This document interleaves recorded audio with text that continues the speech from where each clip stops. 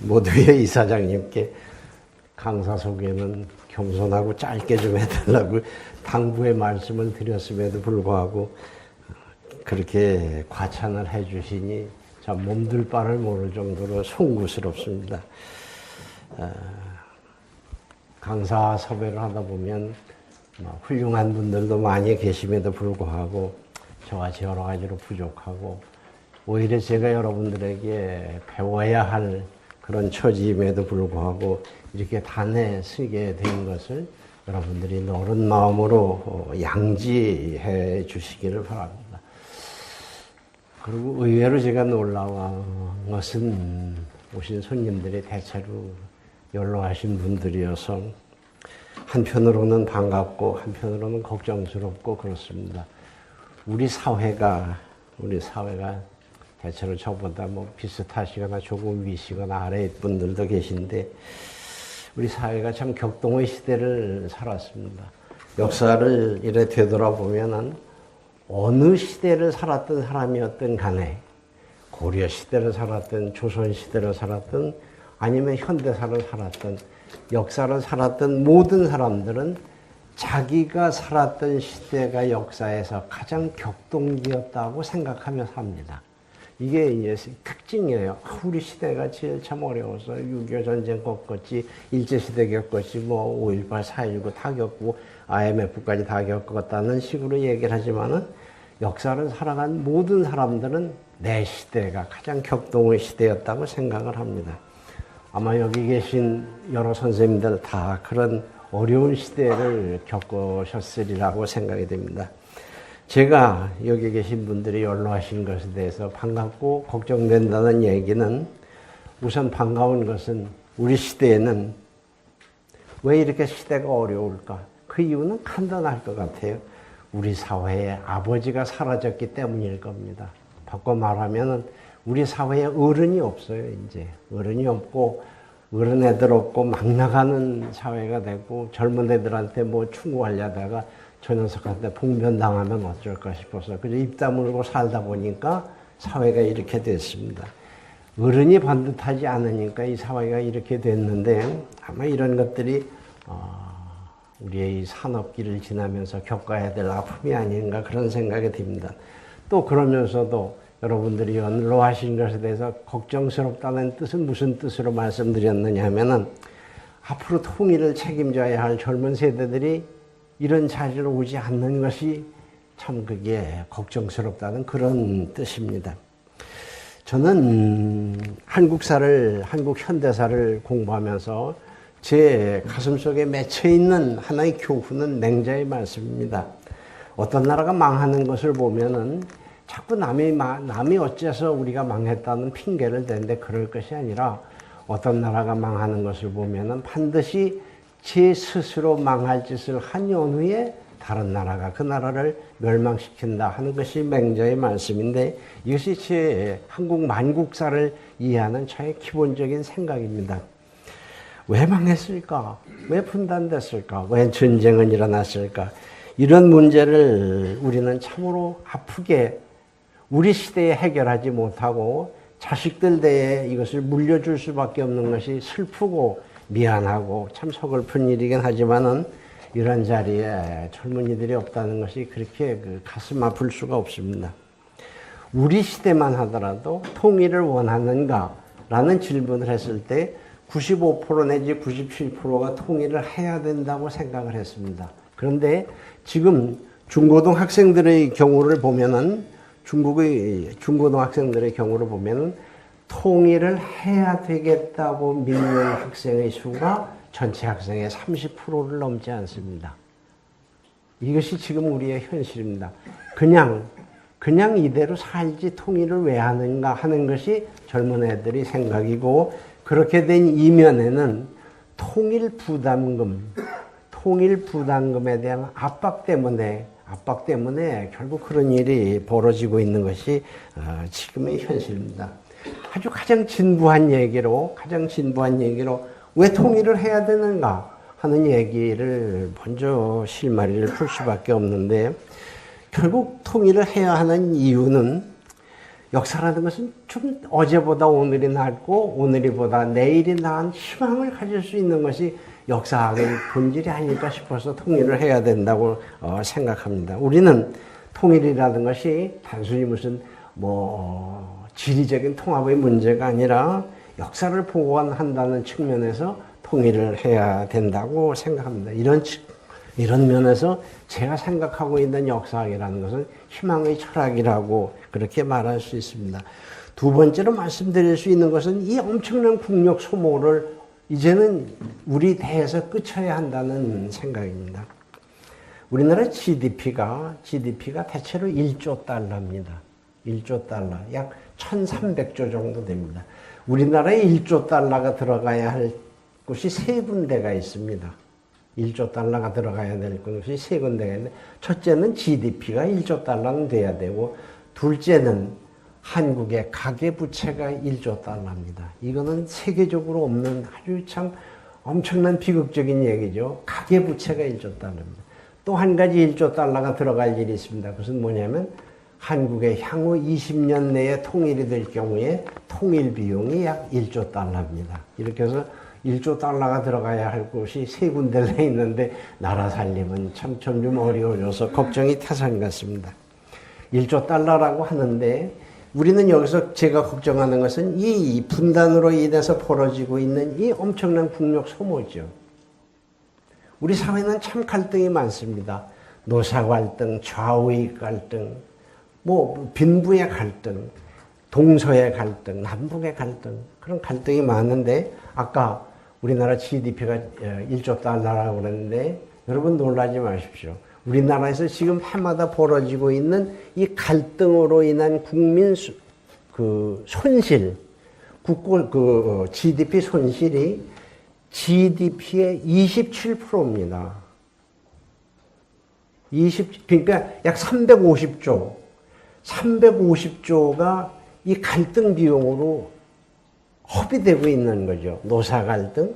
무슨 어디 큰 기업 파업 한번 나면 거기 벌써 몇 조 없어지죠.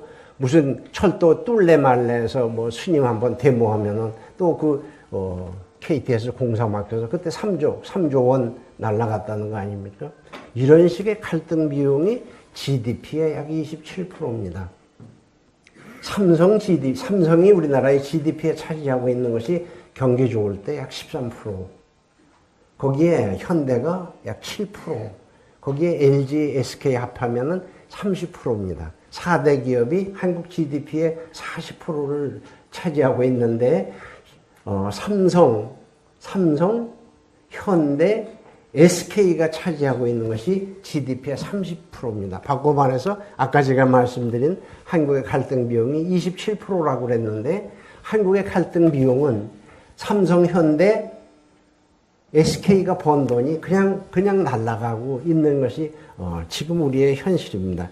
이러한 이 갈등 비용을 생산성 있게 투자하고 거기에서 우리가 좀 더 국력을 어떤 상승 효과를 불러일으킬 수 있는 그런 쪽으로 갈 수 있으면 얼마나 좋겠는가 하는 소망의 뜻으로 이런 말씀을 드립니다. 세 번째로 이 분단으로 인해서 우리 나라에는 엄청난 악행이 벌어지고 있습니다.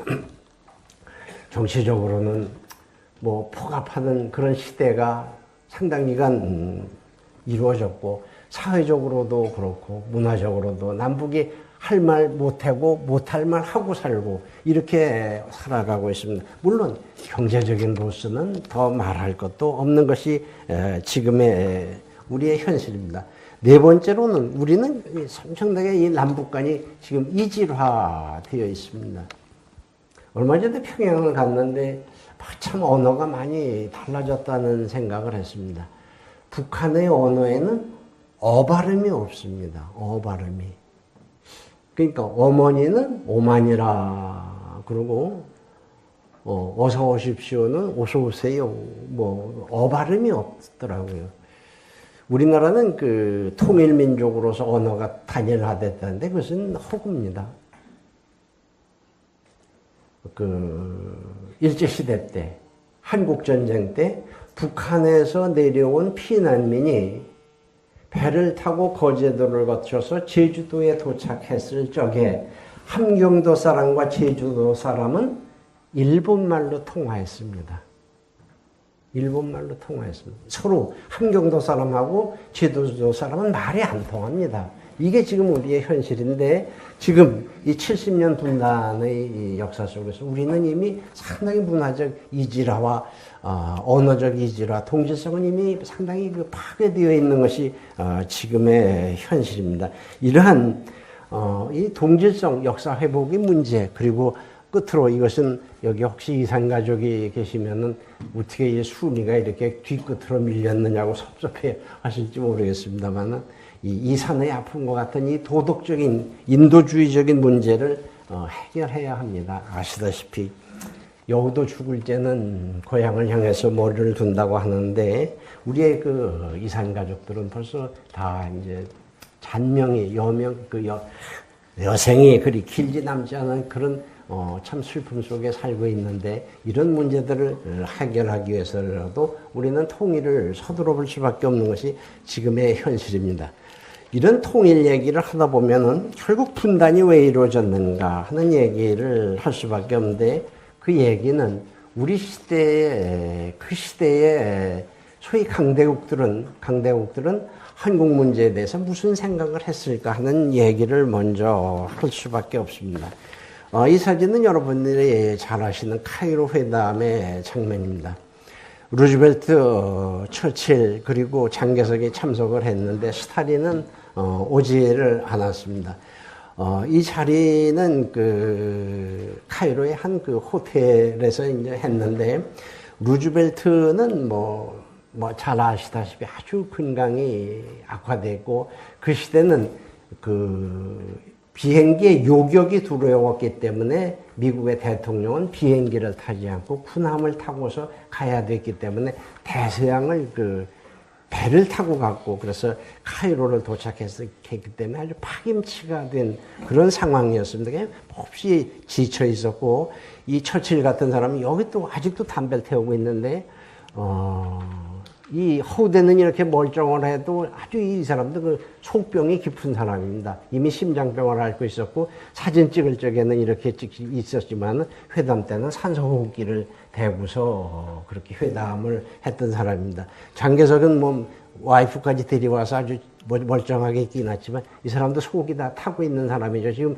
자기 조국의 그 중국에서 내전이 벌어져가지고 대륙을 다 잃고 있는 그런 상황 속에서 이 사람들은 정상적인 판단과 건강한 어떤 그 상태에서 한국 문제를 처리할 만한 그런 입장에 놓여 있지를 않았습니다. 이 자리에서 루즈벨트는 우리가 필리핀을 다스린 경험에 의하면 글쎄 한국은 한 40년 우리가 신탁 통치를 해야 되지 않을까 하는 그런 소리는 하고 앉았었고 그런 소리를 듣자 처칠이 그렇게까지 길어야 될 일이 있을까? 처칠은 자꾸 신탁 통치 얘기를 나오면 영국 식민지를 줄여야 한다는 뜻으로 세계 조류가 흘러가는 것을 걱정했기 때문에 어떤 나라를 독립시켜준다는 얘기만 나오면은 처칠은 그냥 몹시 아주 신경질적인 그런 태도를 보이고 있었던 그런 상황이었습니다. 그래서 결국 처칠이 얘기한 대로 적절한 절차를 거쳐서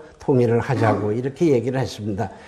장개석이는 끝까지 조속하게 독립을 시켜주자고 얘기했지만 그 사람의 그 정치적 입지가 자기의 주장을 그렇게 강경하게 얘기할 만한 그런 처지가 되어 있지를 못했습니다.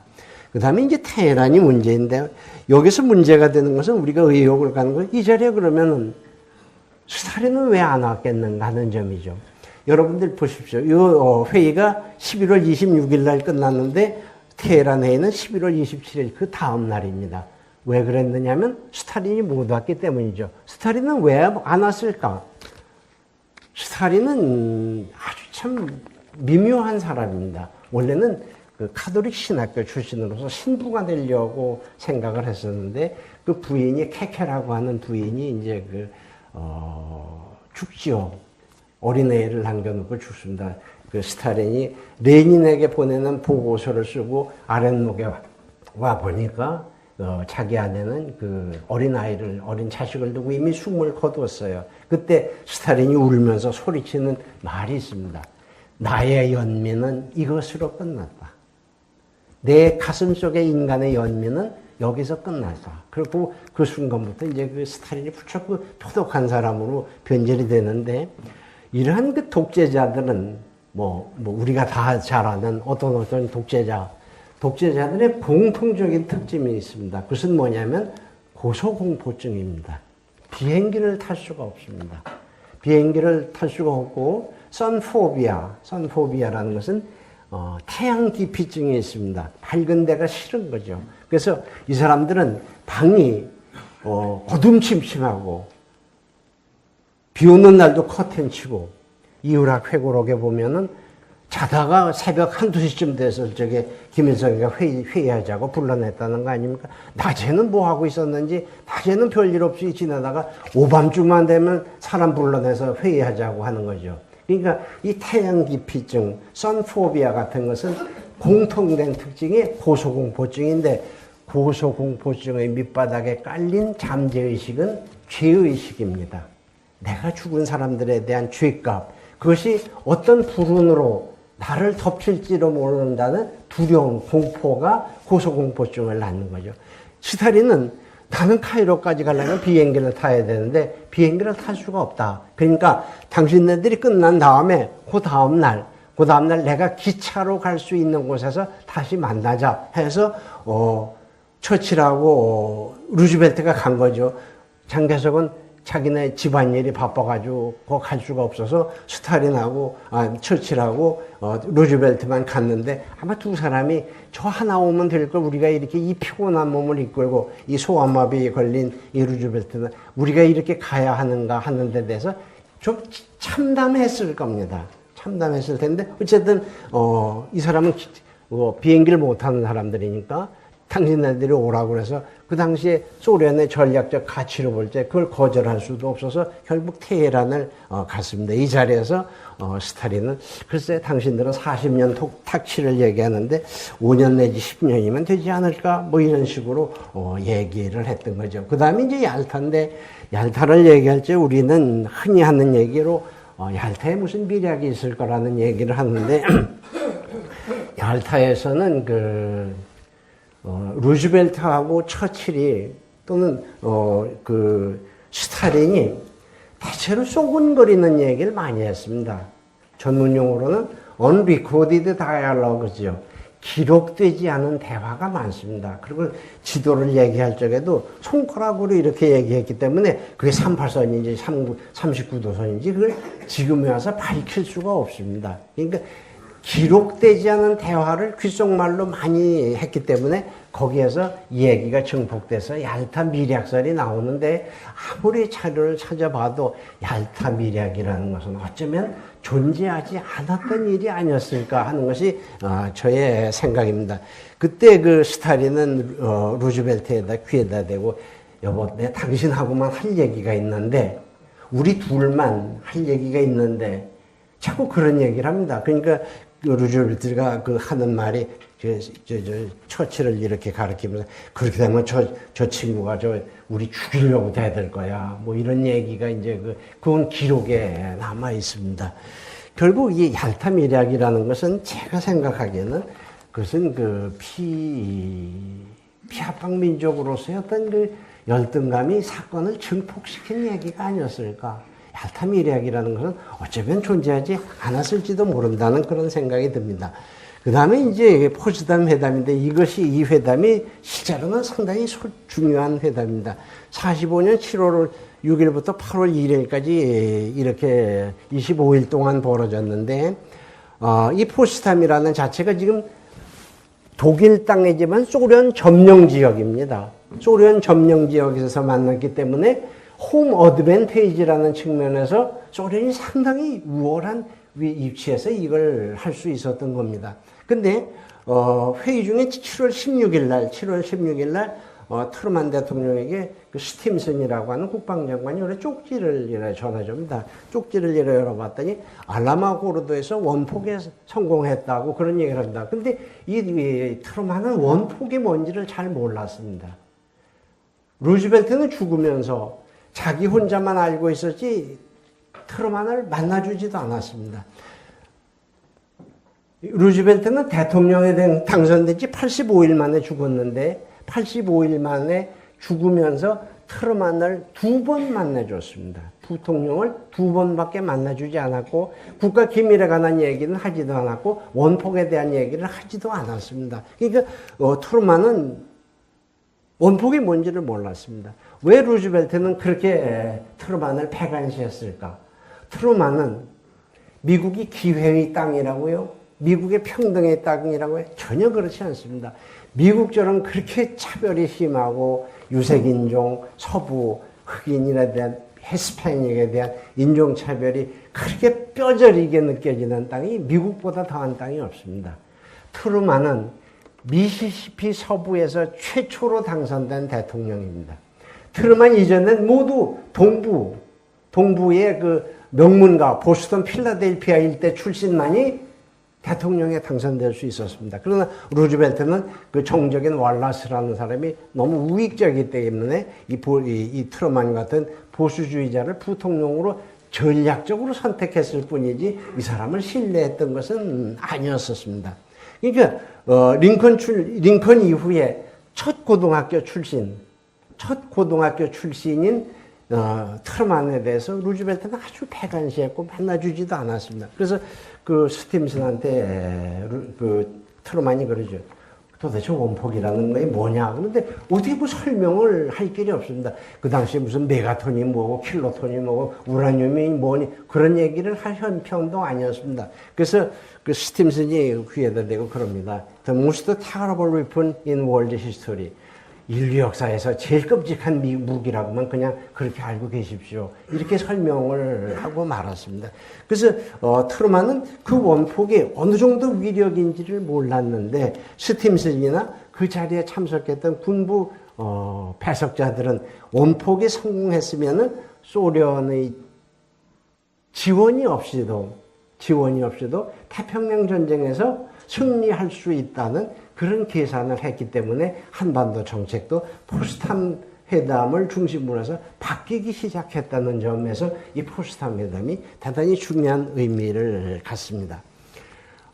그렇다면 미국은 도대체 어떤 생각에서 한반도를 40년씩이나 신탁 통치를 해야 한다고 믿게 되었는가? 그 요인이 무엇일까? 이런 것을 한번 살펴볼 필요가 있습니다.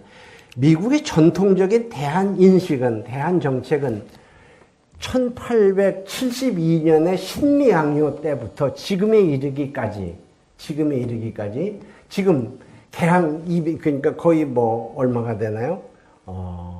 140년이 되나요? 그런 상황 속에서 변함없는 하나의 원칙이 있습니다. 한반도는 늪이다. 여기는 발 빠지면은 헤어나오기 어려운 곳이다라는 그런 생각을 가지고 있습니다. 여러분들이 잘 알고 있는 애치슨 선언은 한반도를 비껴가고 있습니다. 왜? 그 늪에는 발을 담기지 않는다.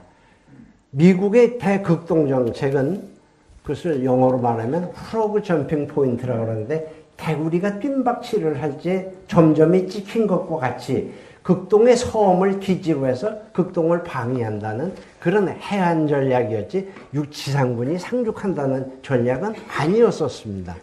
늪이니까 한국은 우리가 상륙하지 말아야 한다는 그 지상군 상륙을 하지 않겠다는 그 원칙은 아마 지금도 마찬가지가 아닐까 싶습니다.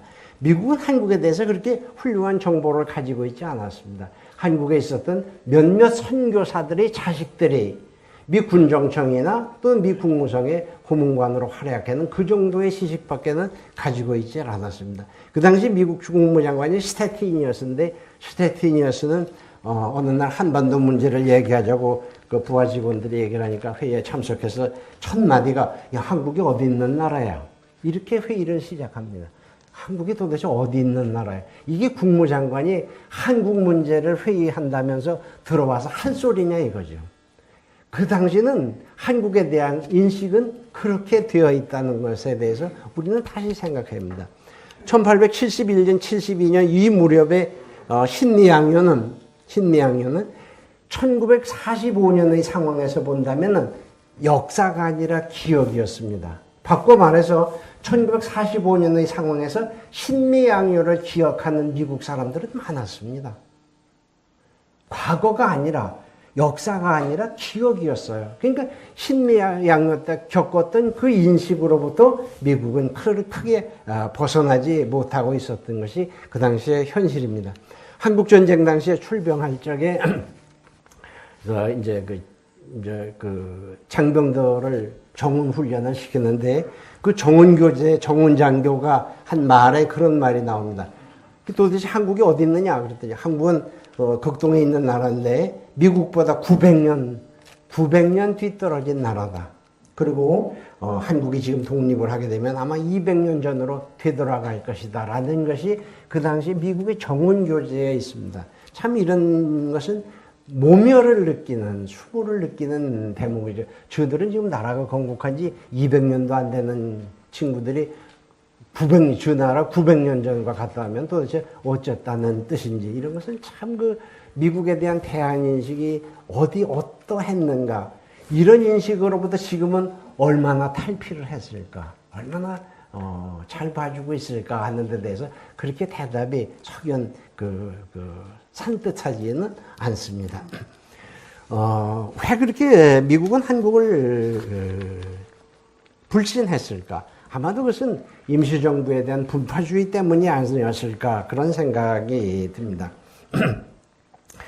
뿐만 아니라 이 임정에 대한 불신은 그 당시 미주위원회, 이승만을 중심으로 한 임시정부 미주파에 대한 호감도가 상해파나 또는 중경파에 대한 기피 심리로 작용했던 것이 아니었을까, 이런 추측도 가능합니다. 그 당시 상해 임시정부에는 독립운동을 한다는 이름으로 상해 임시정부의 초기에 망명한 사람의 숫자는 약 500명 정도 됩니다. 물론 뭐 상인들도 많고 뭐 여러 가지 있었겠지만 명색에 독립운동을 한다고 상해에 모인 사람의 숫자는 약 500명 정도 되는데 이 사람들이 만든 정당 숫자가 27개입니다. 그러면은 두 사람이 어떻게 되나요? 두 사람이 20사람이 한 명이 하나가 되나요? 20사람이 이제 정당 하나를 만든 게 되나요? 그런 뜻이 아닙니다. 20사람이 정당 하나를 만든 게 아니라 한 사람이 5개 정당에 가담을 했기 때문에 이런 일이 벌어진 겁니다. 이때에 이 27개 정당 사회단체에 대한 정보가 미국에 다 들어가고 있습니다. 여기는 기록되지 않았습니다만은, 신탁통치 파동 당시 미소공리를 수집할 때 한국의 정당 사회단체는 약 270개였습니다.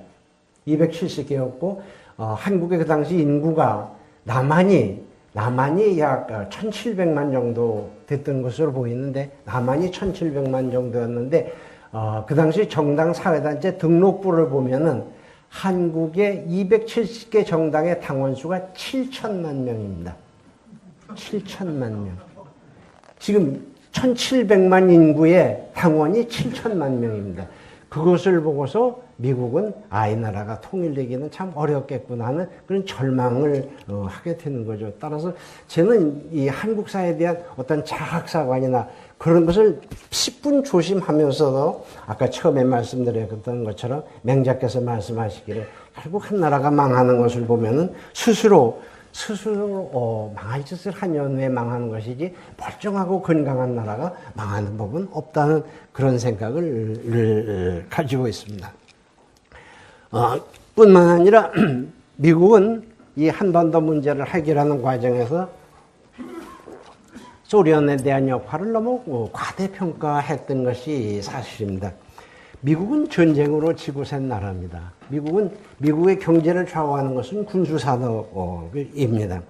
그러나 1945년쯤 되면은 이제 이 지루한 전쟁에 대한 반전, 피로, 죽음에 대한 공포, 왜 이렇게 사람을 죽여야 하는 허무주의, 이런 것이 팽배하게 됩니다.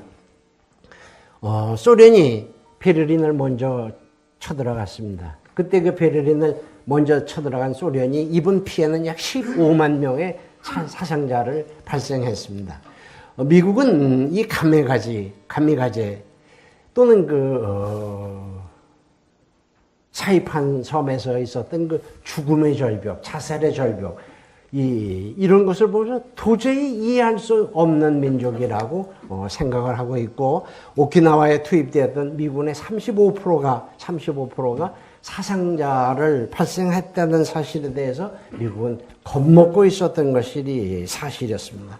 그러나 소련은 더 한반도에 대한 생각이 더 절실했습니다. 그것은 소련에 대한 극동 한반도의 정책의 밑바닥에 깔린 대전제는 러일 전쟁에 대한 복수심입니다. 인류 역사상 황색 유색인종이 백색인종을 이긴 최초의 전쟁, 그것이 러일 전쟁입니다. 어떤 세계의 전략가도 일본이 이길이라는 것을 예측하지 않았습니다. 그런데 역사는 러일 전쟁에서 결국 일본이 이겼고 많은 영토를 소련이 뺏길 수밖에 없었습니다. 이 러일 전쟁에 대한 복수심이 한반도에 대한 더 절실한 요구를 자극했다고 볼 수 있습니다. 따라서 한국에 대한 인식은 소련과 미국의 인식이 그 강도에 있어서 엄청난 차이를 보이고 있다는 점을 유념해야 합니다. 미국은 소련의 의지를 하면서 아마도 설령 천황이 항복 선언을 한다고 하더라도 만주 관동군은 항전할 것이라고 생각을 했고, 베를린이 함락된 후에도 적어도 1946년이나 47년 초까지 아마 태평양 전쟁은 지속될 것이라는 그런 계산을 하고 있었습니다. 이 당시 일본 세력은 일본의 군부는 약 650만 전후였던 것으로 그렇게 지금 추정이 되고 있습니다. 일본 인구에 저렇게 많은 병력이 가능했을까라고 의심을 품을 수 있는데, 여기에는 식민지에서 차출된 식민지 피지배 민족의 병력이 포함되어 있기 때문에 650만이라는 숫자가 가능합니다. 아마도 미국은 일본을 멸망시키기 위해서는 적어도 5개 사단의 병력이 더 필요할 것이고, 만약에 일본 열도에 상륙을 계획한다면 그 출혈은 더 엄청날 것이라는 그런 점에 대해서 두려움을 느끼고 있었기 때문에 소련의 참전이 더 절실할 수밖에 없었고, 그 점이 한반도의 정책에서 소련에게 미국이 더 많이 양보할 수밖에 없었던 기본적인 원인이 있었으리라고 생각이 되십니다. 여기에 문제가 된 것은 이 트루만이라고 하는 사람이 아까 얘기한 것처럼 이 전략적으로 그렇게 명석한 두뇌를 가지고 있었던 사람은 아니었었습니다. 아까 말씀드린 것처럼 그 원폭이라는 것에 대한 이해를 깊이 하지 못하고 있었고, 원폭이 일본의 항복을 가져오리라고 트루만은 예상하지 않았음이 분명합니다. 그는 원폭의 위력을 몰랐던 거죠. 여러분, 원폭 요즘 B1B, B2가 온다는데 그건 참 끔찍한 얘기입니다. 히로시마에 떨어진 것이 우라늄으로 따지면은 TNT 약 17킬로톤이니까 17,000톤입니다. TNT 17,000톤인데 지금 미국의 그 전략 폭격기에 탑재된 핵무기의 파괴력은 비행기 한 대에 장착된 그 핵무기의 파괴력은 히로시마 17킬로톤, 17,000톤짜리의 약 250배에 해당됩니다. 비행기 한 대에 장착된 핵무기 양이. 여러분, 핵무기라는 것에 대한 공포를 우리는 모르고 있는 것 같은데, 지금 세계 인구가 70억입니다. 70억인데 이 지구상에 핵탄두로 장착된, 발사대에 장착된 핵무기의 총량은 약 500억 톤입니다. 500억 톤.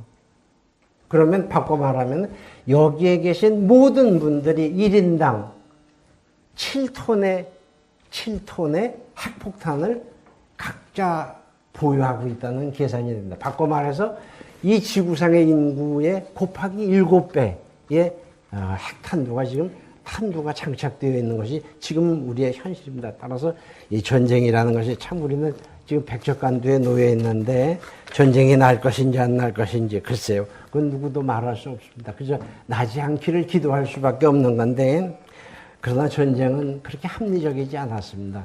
역사적으로 전쟁을 보면 저는 기능주의적인 사람은 아닙니다. 기능주의 학자는 아닌데 역사적으로 본다면 역사의 전쟁은 대체로 우발적이었고 오판에 의한 것이었지 그렇게 계산에 의하고 합리적 선택에 의한 것은 아니었기 때문에 더 두렵습니다. 여기에 문제가 되는 것은 이 트루만입니다. 트루만에 대한 역사적 평가는 우리 사회에서도 딱 갈라져 있습니다. 누구는 인천에 동상을 부셔버려야 한다고 맨날 데모하고 있고 누구는 한반도를 구출해준 구세주라고 주장을 하고 있습니다. 오스트리아의 그 국가 원수였던 육군 참모총장이 쓴 회고록에 보면은 메가더에 대해서 오고 가는 험담과 찬사는 모두 맞는 말이다. 메가더가 듣고 있었던 험담이나 메가더가 듣고 있었던 찬사, 그것은 모두 맞는 말이다. 그런 말을 한 적이 있습니다.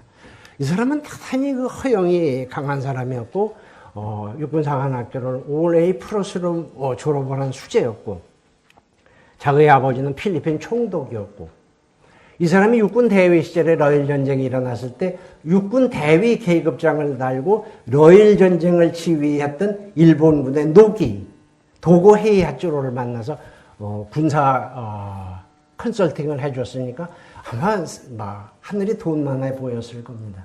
이 당시에 트루만이 나중에 메가더가 장군이 되었을 적에 그 장군 시절에 부관이 아이젠하워였고 메가더가 육군 소장의 시절에 트루만이 육군 대위였으니까 자기가 보기에는 쟤네들은 다 내가 데리고 있었던 애들인데 하는 그런 자만심을 가지고 있었습니다. 이 사람이 트루만이 메가더에게 한국전쟁의 피크타임 때 우리 중간에서 한번 만나자고, 당신도 바쁘고 나도 바쁘니까 워싱턴에서 도쿄까지 거리가 13,000km니까 7,000km 지점이면 하와이쯤에서 만나자고 이제 트루만이 그렇게 연락을 하니까 메가더가 답장을 보냈는데 내가 바쁘니까 당신이 더 많이 오시오. 그래서 웨이크 아일랜드에서 만나기로 했습니다. 웨이크 아일랜드까지 워싱턴에서부터는 10,000km고 도쿄로부터는 3,000km였습니다. 자기가 혼자 가면 될 일을 트루만이 장관들을 데리고 거길 가자니 아마 속이 뒤틀렸을 겁니다. 메가더는 웨이크 아일랜드에 먼저 도착했습니다. 그래서 부관한테 야 트루만 그 도착했다냐 이랬더니 도착 아직 안 했답니다. 그러면 우리가 가서 비행장에 가서 그렇게 기다리고 마주갈 그런 처지가 아니다. 이 섬을 몇 바퀴 겉바퀴로 좀 더 돌다가 트루만이 착륙해가지고 비행장에 내렸다 소리 들리면 그때 우리가 가서 트루만의 영접을 받으면서 트랩에서 내려가자 이렇게 얘기를 합니다. 그래서 트루만이 먼저 와서 비행기에 내려서 그 웨이크 아일랜드 거기서 기다리고 있을 때 메가더는 그 대양을 몇 바퀴 헛바퀴를 돌다가 그때서야 내려오죠. 단추도 안 잠그고 파이프 옥수수 파이프 물고 부두는 아주 파리가 낙상을 할 정도로 반듯반듯하고 바지 좀 주름 잡고 그리고 신문 기자들에게 늘 그 메가더의 부관이 하는 얘기가 있습니다. 메가더보다 키가 크거나 잘생긴 놈이 메가더 기자들이 사진 찍는 자리에 얼찐거리다간 죽을 줄 알아. 그래가지고 메가더 사진 찍는 자리에 좀 잘생긴 놈이 가면은 그 메가더 부관이 사정없이 그냥 옆구리를 찔러가지고 이 팔꿈치로 옆구리를 쥐어박아가지고 얼씬도 못했습니다. 그러니까 여러분이 본 메가더는 대단히 키가 크고 상대편이 항상 더 키가 작아 보이는데 그것은 사진 조작입니다. 그래서 카메라맨에게 그렇게 찍도록 그렇게 했던 건 메가더는 그렇게 키 큰 사람이 아니었습니다. 이 메가더의 허영이 한반도를 이렇게 비극적으로 만든 거죠. 이 웨이크 아일랜드에 만났을 적에 트루만이 그러죠. 크리스마스 전에 전쟁이 끝날 수 있을까요? 그랬더니 무슨 말씀을요. 추수감사절 전에는 끝내야죠. 그렇게 장담을 했습니다. 그러나 그것은 허풍이었습니다. 그것은 결코 그들의 그 메가더의 꿈대로 이루어지지 않았습니다. 저는 그 러시아가 소련이 일본을 분단하자고 얘기했을 적에 그것을 단호하게 거부한 사람이 메가더였고 그 메가더가 그렇게 일본 분할을 저지하도록 뒤에서 조종을 한 사람은 훗날 주일 대사를 지냈고 지난날 하버드 대학 교수를 지내던 닥터 라이샤워가 그 뒤에서 그렇게 얘기를 한 겁니다. 닥터 라이샤워는 일본의 그 수상의 손녀 사위입니다. 라이샤워의 부인이 일본 수상의 손녀였었습니다. 그러니까 그 일본에 대한 대단한 그 매혹을 느끼고 있었던 사람이었습니다. 하지 장군은 여기 작전 계획도인데 지도가 좀 선명치 못한 걸 용서하십시오. 여기에 그 first priority는 지일 점령 지역이라는 것이고 second priority는 지일 점령 지역이라는 뜻인데 보통 어떤 나라를 점령할 적에는 수도를 먼저 점령하는 것이 우선순위입니다. 그런데 하지의 조선반도 상륙작전 작전도를 보면 부산이 이 서울보다 우선 점령 지역으로 되어 있습니다. 이거는 논리적으로 맞지 않는 거거든요. 근데 하지도 결국 나중에는 인천부터 왔으니까 이 계획은 이루어지지 않았는데 당초에 하지가 부산이 서울과 인천보다 먼저 점령 우선 지역이어야 한다는 이 논리의 밑바닥에 깔린 동기는 일본인에 대한 한국인의 복수를 막고 일본인의 무사기환을 도와주기 위해서는 부산항을 점령해야 한다는 뜻을 거기에 담고 있었습니다. 그 당시에 1945년 8월 당시에 한반도에 있었던 군인 민간인을 합해서 일본 사람은 약 75만 명이 있었습니다. 엄청나게 많았던 거죠. 거기에다가 이제 만주군에서부터 점점 그 숫자가 늘어나기 때문에 그 수송은 인천에서 부두를 이용할 수가 없었습니다. 그래서 부산으로 일전 열차를 타고 내려가서 부산에서 가도록 되어 있었기 때문에 부산을 점령 지역으로 우선순위로 한다는 것 이것이 미국의 진심입니다. 그러니까 한국인의 복수로부터 일본인의 무사기환을 도와야 한다는 얘기는 일본의 식민지 지배로부터 한국을 독립시켜야 한다는 개념에 우선하고 있었던 것이 그 당시 미국의 실정입니다. 거기다가 중국이 이제 쇠퇴했죠. 아까 얘기한 것처럼 중국은 우리나라를 돌아볼 그런 겨를이 없었습니다. 중국은 늘 중화 사상에 잦아 있었습니다. 남만 북쪽 동이 서용이 전부 오랑캐고 저들만이 아주 우수민족이죠. 지금도 시진핑이었던 모택동이었던 아니면 강택민이었던 지금도 중국 사람들이 한국인을 보는 인식의 밑바닥은 1880년대 원세계가 조선을 보던 그 시각으로부터 추호도 변함이 없다는 것이 역사학을 공부한 사람으로서의 저의 입장입니다. 무슨 일의 대수 그거 다 쓰잘데기 없는 소리고 무슨 무슨 중국의 무슨 철학책 한 번 어떤 대통령이 읽었다고 가서 얘기했다고 그렇게 마음을 주고 그런 나라가 아닙니다. 무슨 이택풀을 무슨 중국 철학사를 읽었다고 해서 자랑을 했던 그렇다고 해서 마음 주고 하는 나라가 아닙니다. 중국이 그나마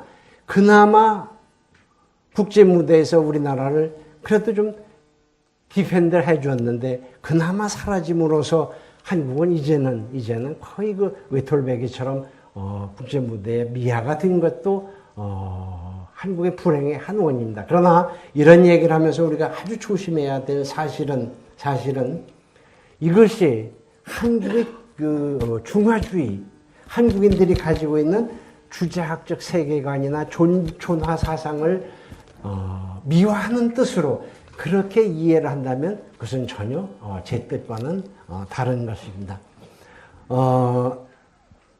왜 미국은 그렇게 중국을 감쌌을까? 그것은 아마도 중국이라고 하는 이 거대한 시장, 거대한 시장에 대한 환상이었을 겁니다.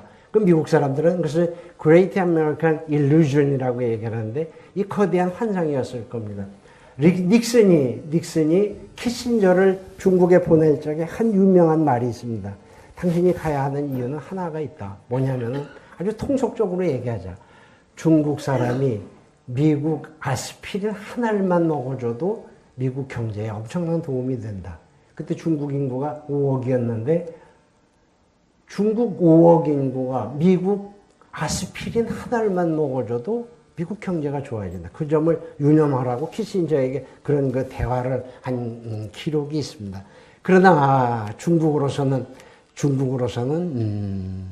아까 말씀드린 것처럼 한국을 도와줄 자기 발등에 불 때문에 한국을 도와줄 그런 입장에 있지를 않았습니다.